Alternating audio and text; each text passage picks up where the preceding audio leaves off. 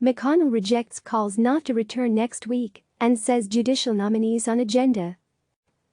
Senate Majority Leader Mitch McConnell rejected calls not to return to session next week, while the coronavirus epidemic is still on the rise across the country, and in Washington in particular, saying the chamber has essential constitutionally mandated duties to carry out, including the confirmation of President Donald Trump's judicial nominees. "I think we can conduct our business safely," McConnell told Fox News in an interview Thursday. "We've got a whole lot of other people showing up for work during the pandemic. It's time for the Senate to do that as well. We have many confirmations, for example. The Senate is in the personnel business. The House is not."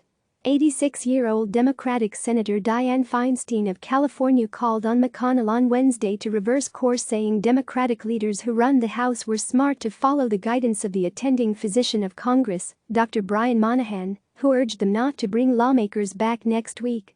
Asked if he had gotten different advice from Monahan about whether the Senate, which has only 100 members compared to 435 in the House, should return to work, McConnell would not directly answer other than to say, "We can modify our routines in ways that are smart and safe." Democrats are also troubled by the expectation the Senate will move soon to confirm a young and district court judge from Kentucky, Justin Walker, to a seat on the powerful U.S. Court of Appeals for the D.C. Circuit, often considered the second most powerful court in the country. Feinstein, the top Democrat on the Senate Judiciary Committee, wrote this week to Chairman Lindsey Graham, a Republican from South Carolina, urging him to put off confirmation hearings and focus the committee's attention on battling coronavirus, such as keeping law enforcement and corrections employees safe. On the new charges from lawyers for former Trump National Security Advisor Gen. Michael Flynn that the FBI might have acted improperly during their investigation into him, McConnell said if all this proves to be true, you would have a major error on the part of the top leadership of the FBI.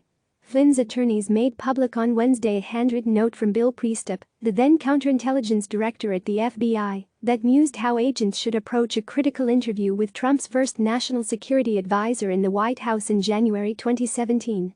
Lawyers for Flynn, who pleaded guilty late in 2017 to lying to the FBI about conversations with Russia's ambassador, said they believe the document along with others support their accusations of investigative misconduct.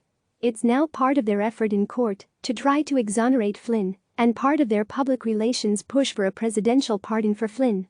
While Flynn's legal team has alleged the Justice Department and FBI wrongfully targeted Flynn, the Justice Department in court has defended the handling of the case.